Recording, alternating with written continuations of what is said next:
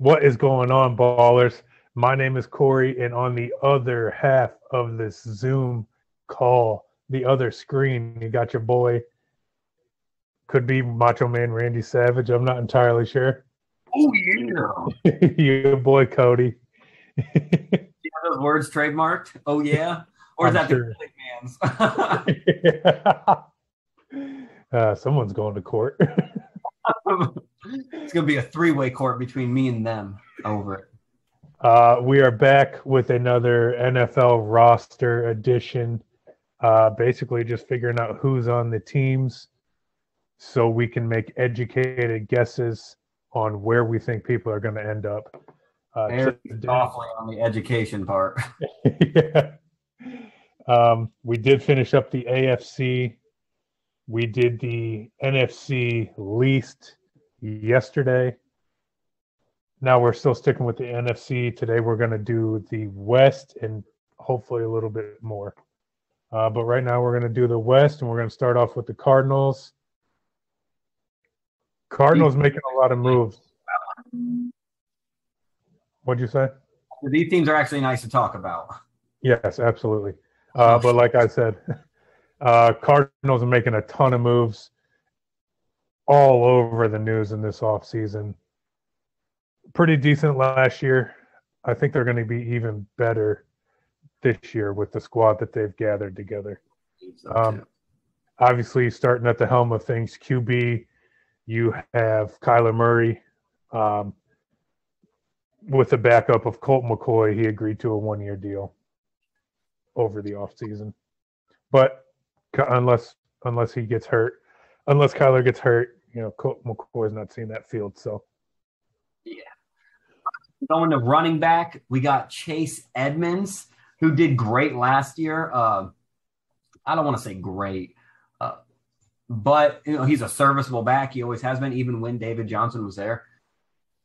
Let me look at he had 500 yards, but he only had 100 attempts. Now he is the supposed number one back. He averaged 4.6 yards a carry. Like I said, under 100 attempts, so you only got a sample size, as I would like to say. So now he's the supposed number one back. You got James Conner behind him, which is a new acquisition as well, which I'm sure Corey was about to bring up. Is that the right word? Man, I don't know. Acquisition? Maybe. Because you acquire something, right? Yeah. Acquisition is like what's fucking. Yeah. Accusing him of something. Yeah. Yeah. Okay. Now that we're good on that. But yeah, he did sign. Just says 1-year deal, doesn't give anything. I'm accusing him of signing a deal with. Now he's the second string. But I do think James Conner's going to do well. He's an ex-Pittsburgh player. I thought he did well for what offensive line he had, but this one seems to be a little better. So I think it'll be a good second. That was the thing. Pittsburgh did not want to run, so James Conner didn't get the burn he deserved.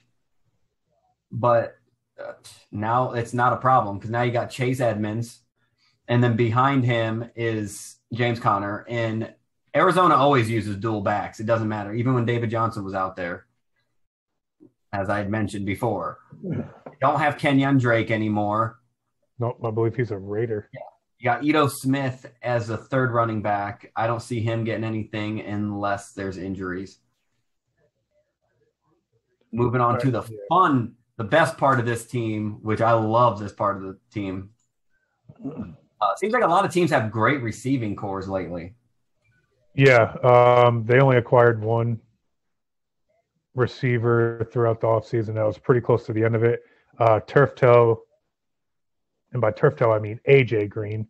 AJ Green. Pretty much a base salary of $6 million. It's just his final attempt to get a ring, I guess. I would see him going out at some point. Yeah, I don't know about getting a ring. But, I mean, it's interesting. If all three receivers can stay healthy, one doesn't seem to have an issue. D-Hop doesn't seem to be plagued with injuries. He may miss one or two, but he's never plagued. A.J. Green will miss half the season, guaranteed. And Christian Kirk is a solid one on some teams and 2 on this team, as he's already proven in years past. Yeah, but you're also missing Old Faithful there. Larry Fitzgerald. Dude's never hurt. Larry only had 72 targets last year, and as good as Larry is, props to him, he is aged. Which, yeah, I was going to say, which is fine considering how long he's been in the league and the other receivers he has around him. Yeah, but Christian Kirk going from 48 receptions, 79 targets, 600 yards to a number 3 behind AJ Green. It's just going to be tons of targets on the field for Kyla Murray, who can always buy time in the pocket. And he likes to run himself, obviously. He had 819 rushing yards. So I think this team offensively is just going to do really well. Their tight end is Max Williams, which I don't know who he is. I'm just going to click into him real fast. They did also sign one, Daryl Daniels, also another one I've never heard of. Daryl Daniels. Yeah, he only had 10 targets last year with 102 yards. Not what you want to see, but what can you do? What team? They need to make this better. What team did he play for?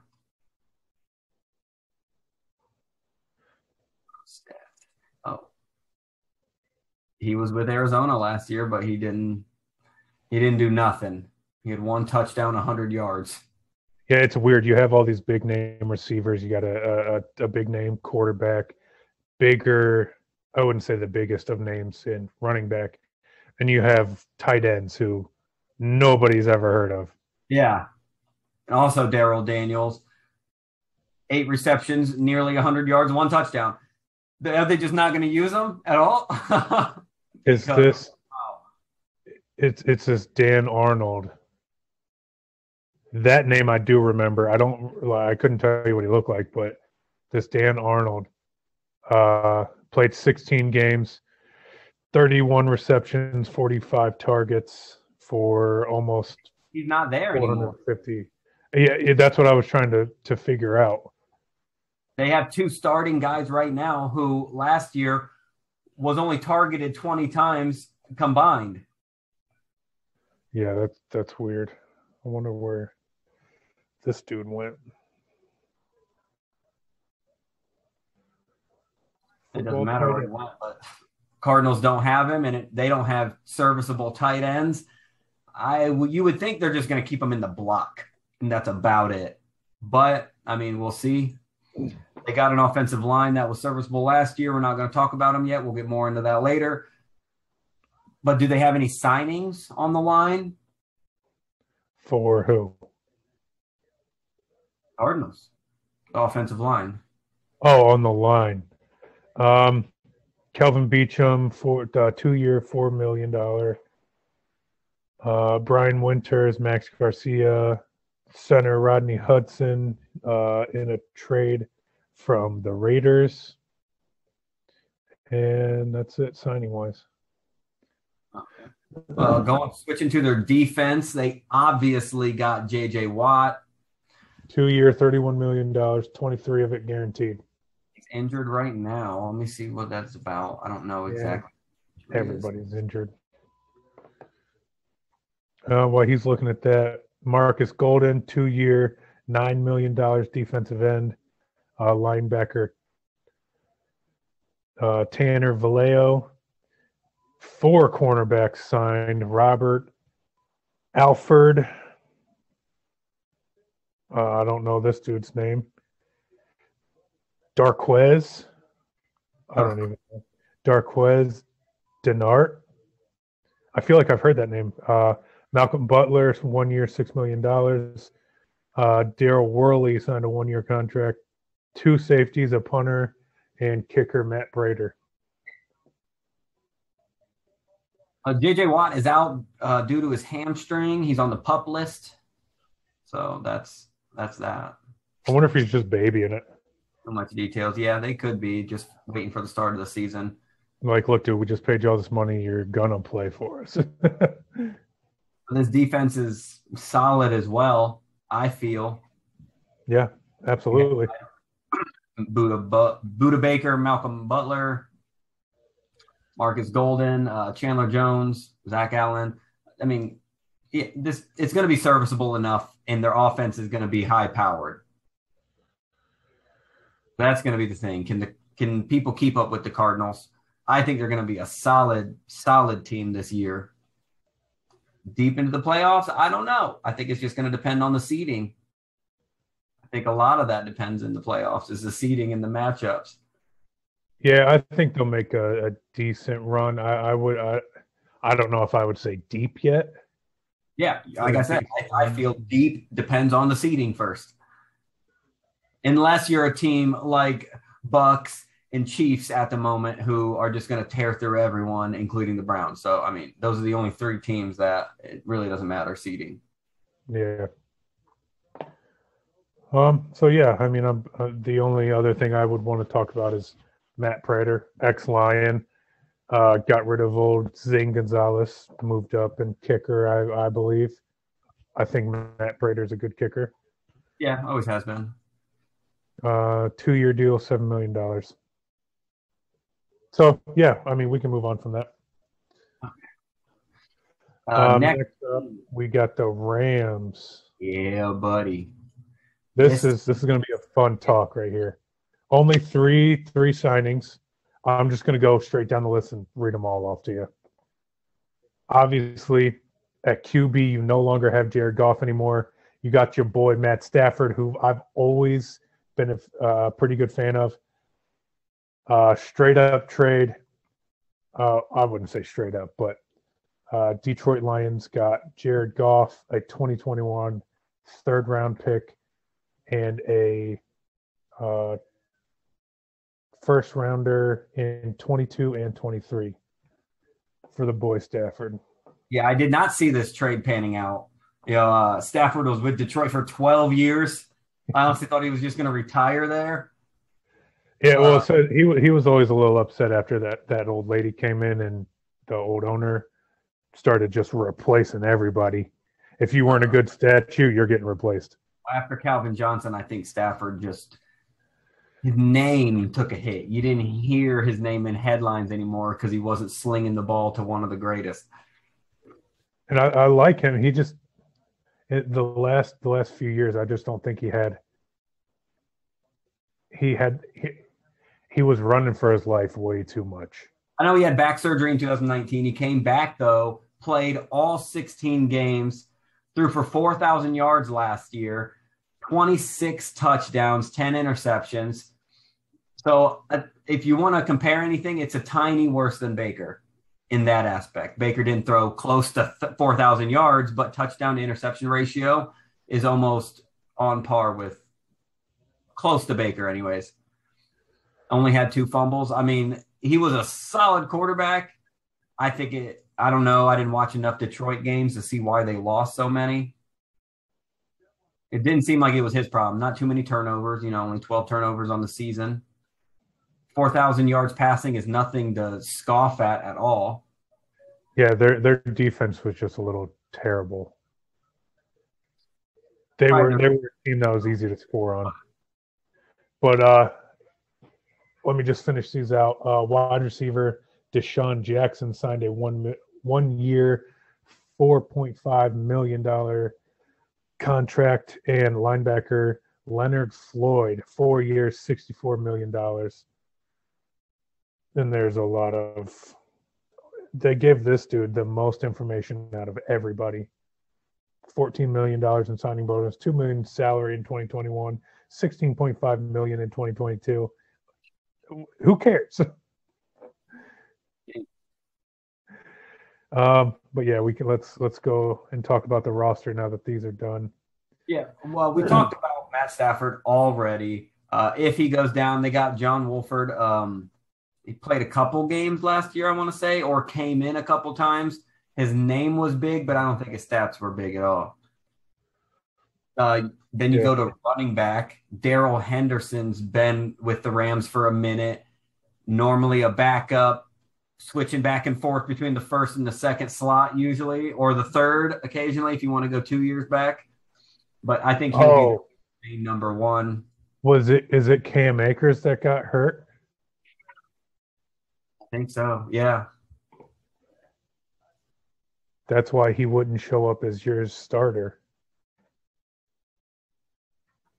I think he did. I think he tore his ACL or something. It's something like almost season ending. Okay. Yeah, he's not on the depth chart at all. If he tore his ACL, he'd be completely out. I would say an infant could probably be better than some people on a torn ACL. So that would make sense. But yeah, Henderson, I think he'll be decent enough to get him through the season. But if you had Cam Akers back there, you would be able to run more like play actions because you'd be able to actually run. But I think he'll do just fine. Wide receivers, and this has been all over the place. Obviously, you still got Cooper Kupp, Robert Woods. Obviously, I mentioned Deshaun Jackson. Then you got the young guy.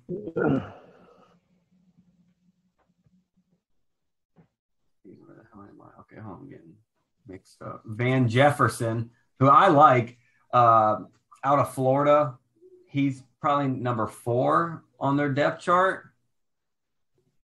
Yeah, I would say number 4. And then they drafted another receiver this year, Tutu Atwell from Louisville. In the second round, they didn't have a first-round pick, so they drafted him in the second round. That was their first pick, and it was a receiver. So they're looking at having 5 guys in the lineup consistently, obviously being Woods, Kupp, Jackson, Jefferson, and Atwell. And then at tight end, you got Tyler Higbee, who was here last year as well. Yes, I believe so. 500 yards, wasn't anything crazy. I think he'll just be kind of a dump off if you need him guy, obviously. 4 receptions, 500 yards. I don't know Matt Stafford's numbers of throwing to running backs. That would be nice to see. Not running backs, but to tight ends and running backs, because that would be nice to see too. Yeah, but even Jared Goff didn't use him as a whole lot. But yeah, Kupp and Woods both almost got 1,000 yards. So you think those are going to go over 1,000 with Stafford slinging it? Well, maybe I just ate my words right there. Tyler Higbee and Gerald Everett both 44 receptions, 41 receptions, 521, almost 1,000 yards between the two. Okay. So maybe I just never paid attention. Maybe he did use them a little more than I expected him to.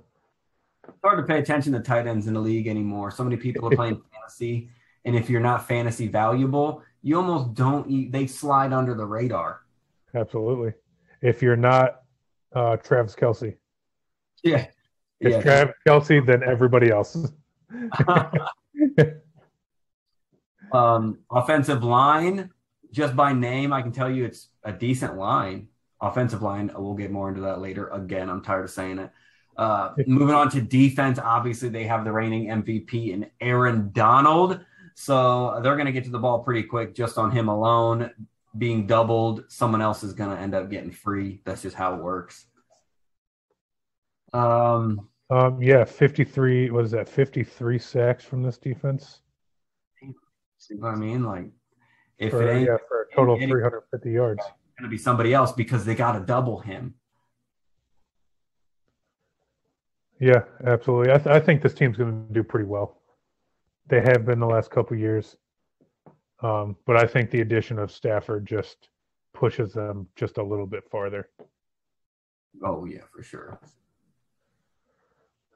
Other than that, they obviously have Jalen Ramsey, Jordan Fuller, Darius Williams, Leonard Floyd. Not too many huge names, but like I said, their defense is going to be pretty good. It has been in past years. Not crazy good, but good enough. And I still don't know if Rams make playoffs. I don't think. I'll Yeah, make that prediction when I you'll dive. be able to score on them, but it's just are you able to keep up with them? We'll see. I mean, I don't know. This Uh, offense isn't the most stacked either. It's a good team, but we'll see how far they can get. yeah, I do agree with you. I'm not completely sold that they make playoffs this year. I still But yeah, see winning the conference or division. I mean, um, I don't know. We'll talk about that in the other video. and we'll talk about San Fran now. Uh, I don't like this team. I know they just went into the Super Bowl a couple years ago, but I just don't like this team. Yeah, neither do I. And you don't know who's going to be the quarterback. I mean, Yeah, you got but they obviously drafted Trey Lance. so you got your draft pick there. They just signed Nate Sudfeld, and then you got Jimmy G, who's been on the fence to be with this team for like 2 years. Yeah, They're about one bad pass away from benching that motherfucker. I think Jimmy G and Trey Lance are the only viable options. I think what Sudfeld you said? Yeah, Sudfeld. Yeah. Well, Rosen was a big name 3 years ago. Who was that? Josh Rosen, drafted by the Dolphins, I believe. Josh Rosen. Yeah. He's a huge quarterback. Never really panned out. He got drafted to Arizona, then traded to Miami. That's what it was. Yeah. But his rookie year with Arizona, he put up 2,000 yards and then only played 6 games next year for Miami for 500 yards. So not a huge sampling to take out of. If you want to take it out of his first year, it's not horrible. But he did have 11 touchdowns and 14 interceptions as well and 7 fumbles. So, I mean, I don't think they're going to be using him either.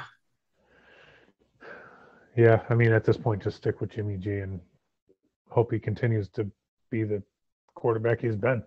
Yeah, I mean, the year I shit on him a lot, they made it to the Super Bowl. Yeah.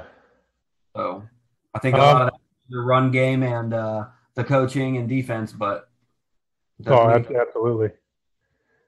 Speaking of run game, Wayne Gallman, an ex-New York Giant, is now signed a 1-year deal. So he is actually third on the list. I was going to say, who are the other two? I forget. Because in the third round, they drafted Trey Sermon from OSU, baby. Oh, yeah. So, yeah, okay, they do still have Raheem Mostert. Oh, yeah, quick. I love Raheem. Oh, Jeff Wilson Jr.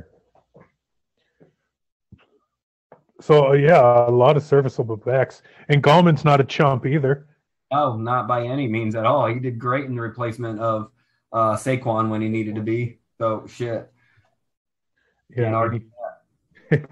Moving on to receiver, this is where I think they have the biggest hit, and this is why I don't feel this team's good enough.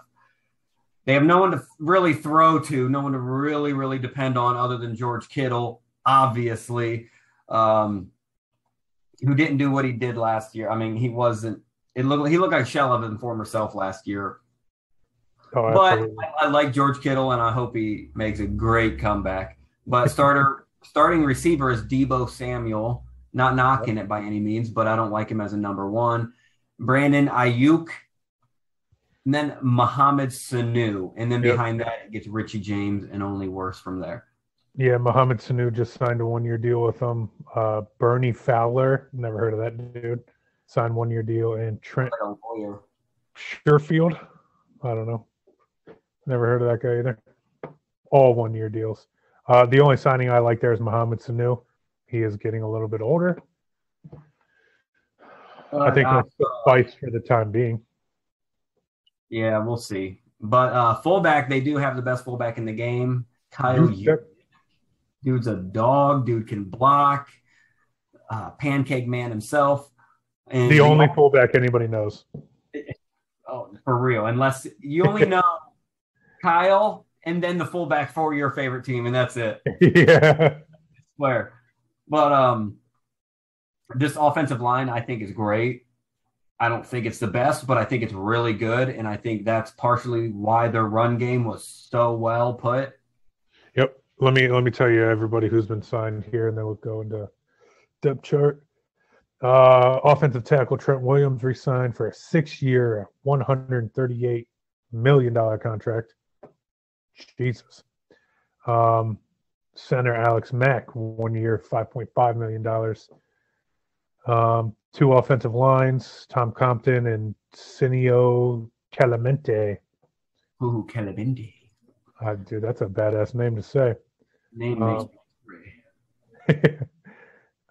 Yeah, that's all their signings anyway, which they didn't really need a whole lot, as you were saying. No. We're going to their defense, who has old reliable D Ford, Javion Kinlaw, Eric Armstead, Nick Bosa, one of the best in the game. I mean, Fred Warner, Jason Verrett. I personally like Jimmy Ward, and then Emmanuel Mosley. Like, yep. I like this team a lot. I like this defense. I don't want to say I like this team a lot. I don't like rooting for this team. I take that back.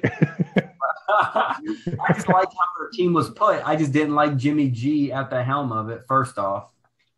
And I had a friend who was a 49ers fan, and I liked shitting on him for his reaction.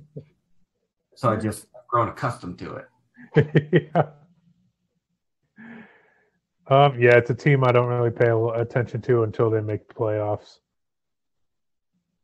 But yeah, they are fun to watch once you're actually sitting down and watching them.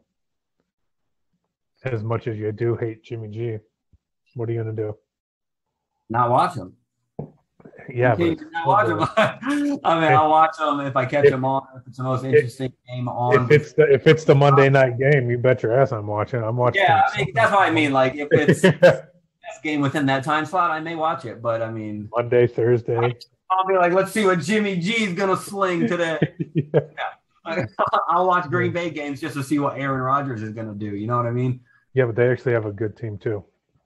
Yeah. I mean, this team, I like 49ers team. I just don't like Jimmy G at the helm of it. Yeah. I can't wait for them to put Trey Lance in there. All right. We're done with San Fran. Yep. Wrap it up with Seattle. Seattle had a big – Russell Wilson thought he was going to flee the scene. Can I preface this by saying I don't think Russell Wilson being here is going to win him anything? So you think if Geno Smith takes over, they go to the exact same spot with or without Russell Wilson? No, that's not what I'm saying. What because if Russell Wilson's gone, it'd be Geno Smith in this spot. I'm saying, yes, he will keep getting you into the playoffs, but he's not winning you another Super Bowl. Hey, they were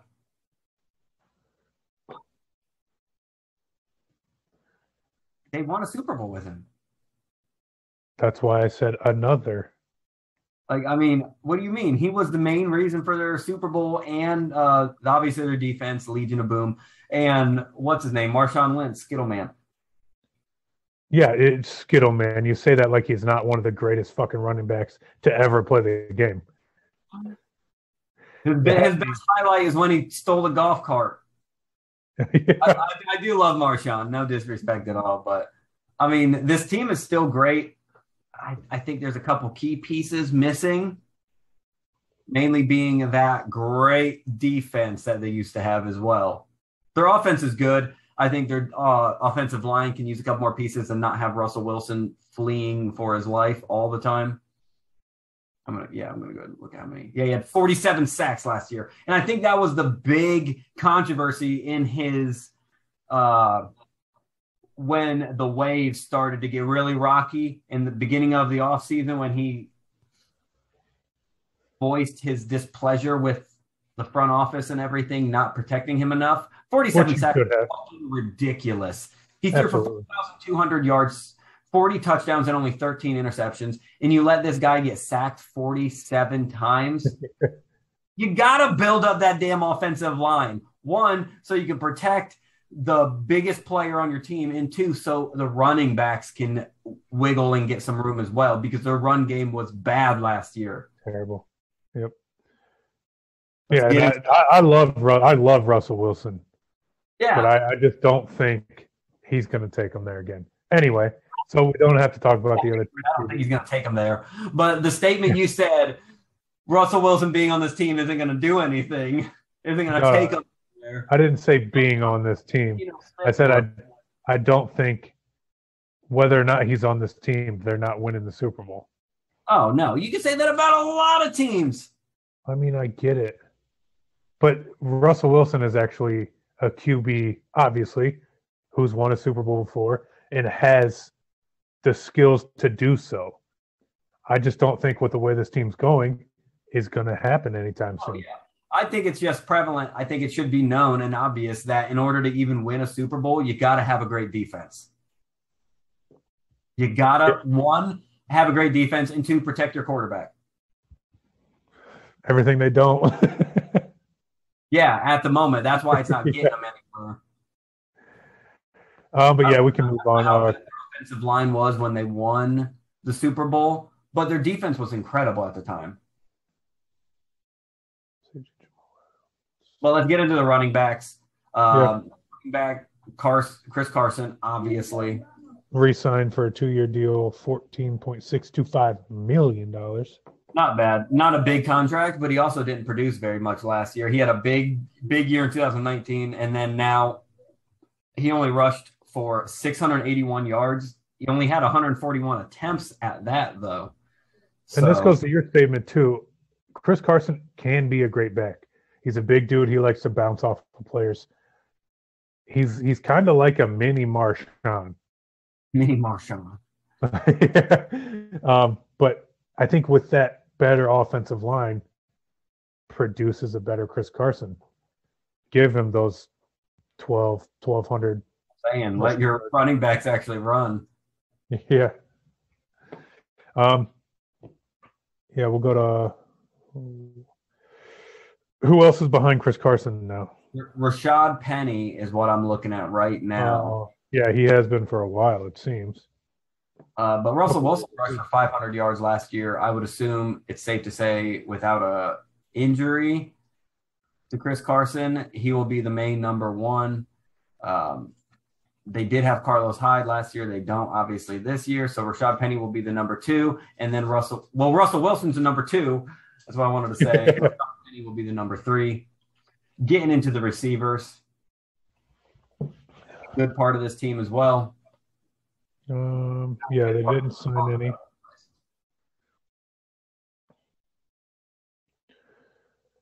Yeah, receivers. Obviously, Tyler Lockett, DK Metcalf, both were great receivers. Both of them had over 1,000 yards. DK won either of them in fantasy. Both of them had 10 touchdowns. So, I mean, I think they're going to do the exact same thing. Chris Carson had 287 yards. So, I mean, I don't see him being too involved in the pass game again. They actually have DK over Lockett on this roster depth chart, which I don't like. I think Lockett has earned the seniority to be that number one. But third, it's Freddy Swain. So where did he come from? Or was he on here last year as well? I've never even heard of this guy before in my life. Oh, I've heard of him. I've never Googled him, I would say. Oh, yeah, he was with Seattle last year, rookie last year, only targeted 21 times, 150 yards, 2 touchdowns. So he's now stepping up to be their number 3. We'll see if that – where was he on the – yeah, let's see. They had David Moore last year who got 400. So you would think 47 targets are going to open up with not having David Moore anymore. You would think. Let me go back to tight ends. They got Jared Everett, Will Dissly. They're going to draw receptions. So I would say Freddy Swain's a bench guy in some fantasy. Yeah, maybe some deep fantasies. When I say fantasy, I'm talking normal 12-man, not 10 or 8.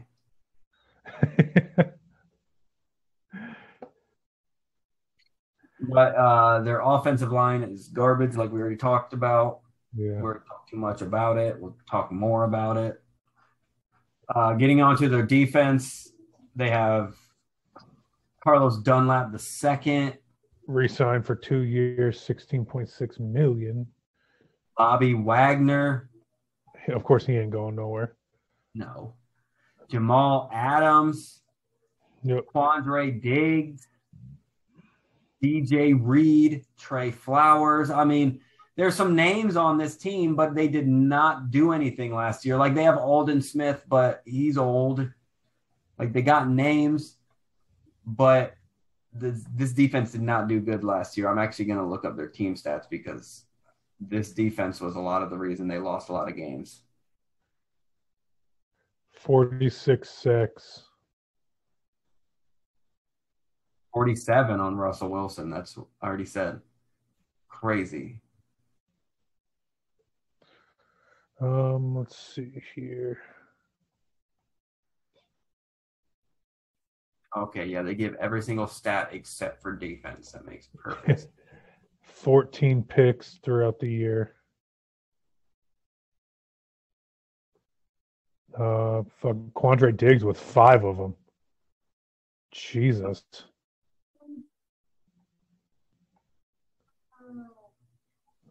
How many fumbles did you force? They also forced 14 fumbles.